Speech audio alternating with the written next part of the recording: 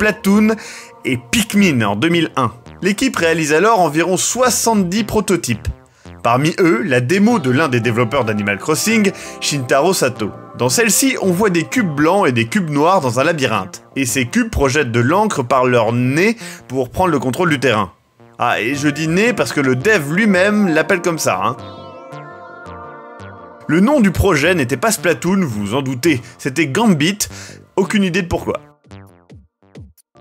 L'élément principal du jeu était de se cacher dans l'encre, les personnages n'étant pas visibles sur la carte s'ils sont positionnés sur l'encre de leur couleur.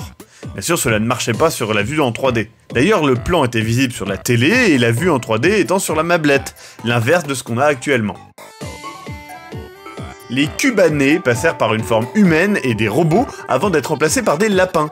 Ce qui est pratique, c'est qu'ils sont blancs, donc facile de savoir si tachés par l'encre, et les longues oreilles permettent de suivre facilement leur déplacement sur la carte vue de haut. Le souci des lapins, c'est que les gens ne comprenaient pas pourquoi ils lançaient de l'encre. Et ouais, alors des calamars furent choisis parce qu'ils crachent de l'encre. De plus, pour la carte, ils ont une forme de flèche lorsque vus du dessus. Mais ce n'était pas suffisant. C'est à ce stade que les transformations en forme humanoïde apparurent. Comme vous le voyez, elles n'étaient pas aussi cool que celles actuelles. Alors ils firent des formes carrément humaines et des formes carrément calamaresques quand on nage dans l'encre. Le fait d'ancrer les murs fut retiré durant un temps du développement. En effet, cela ne se voit pas sur la carte 2D, alors ça ne sert pas à grand chose. Sauf que taguer des murs c'est rigolo. Heureusement, ils trouvèrent l'idée de faire escalader les personnages sur les murs ancrés. Il est amusant de savoir que l'équipe n'a apparemment pas pensé du tout au lien que pourrait avoir le projet avec Super Mario Sunshine. Ils l'avaient tout simplement oublié. Ballot pour des mecs de Nintendo. Pour le son du calamar plongeant dans l'encre, l'équipe fit simple. Ils tapèrent de manière répétée sur de la gelée. Efficace.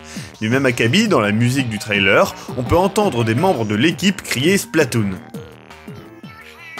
Apparemment, selon Shigeru Miyamoto, le jeu a failli être transformé en jeu Mario. Le but aurait été d'assurer de bonnes ventes, mais cela fut heureusement abandonné. Bon, ceci dit, les infos de Shigeru Miyamoto, c'est un peu de la merde, hein. Je rappelle que selon lui, il est la mère de Bowser Jr. et son jardin contient des idées pour quasiment toutes les licences Nintendo. Avant la sortie du jeu, Nintendo a sorti une démo nommée Splatoon Global Test Fire aux USA. Il se trouve que l'écran titre comportait un texte qui ressemblait beaucoup à Niga, qui est, je le rappelle, une insulte raciale.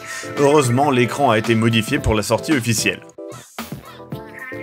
Les pinceaux, nommés Octobrush en anglais, est appelé Okusai au Japon. C'est en référence à Katsushika Okusa, un artiste japonais très connu. En effet, il a réalisé la fameuse peinture Le rêve de la femme du pêcheur, qui est certainement le premier hentai de l'histoire, hein, une femme faisant du sexe avec des poulpes. Ah, et le design de les pinceaux est celui des pinceaux traditionnels japonais. L'équipe est portée sur les détails. En effet, même si ce n'est pas visible en jouant, l'arrière de la boîte d'Amiibo dans Inkopolis a été entièrement réalisé comme une vraie boîte d'Amiibo. Et encore plus fou, tous les textes sont dans le langage fictionnel du jeu. La seule manière de voir ces détails est en faisant bugger le jeu et en passant au travers les murs. Toujours sur les détails, il y a plusieurs niveaux d'encre sur le sol en fonction du nombre de couches déjà présentes sur le sol. C'est peu visible, mais c'est là.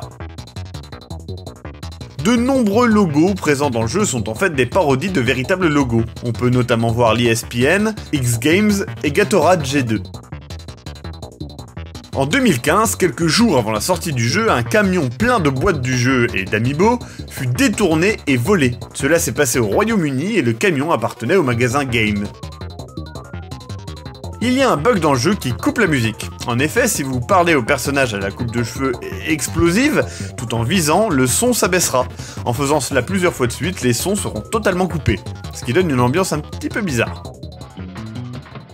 Dans le jeu, les parchemins sont souvent des références. Par exemple, le 8ème fait évidemment référence au paradis perdu de Milton, comme le prouve le titre et l'image. Le 10ème fait référence à la théorie de l'évolution. Le 13ème, quant à lui, fait une référence claire à Nessie, le monstre du Loch Ness. Le 22ème parchemin est une allusion directe au Voyager Golden Record, un disque envoyé dans l'espace pour éventuellement établir un lien avec des espèces extraterrestres. Le 23ème est en fait la partition de la musique du boss final. Il existe de nombreux accessoires présents dans les fichiers, mais pas dans le jeu. Les plus notables, un chapeau d'Indien et un casque militaire de vision nocturne. Il y a aussi quelques armes retirées, en voici la liste. Le Neo Splush-O-Matic, le Luna Blaster Neo, le Rapid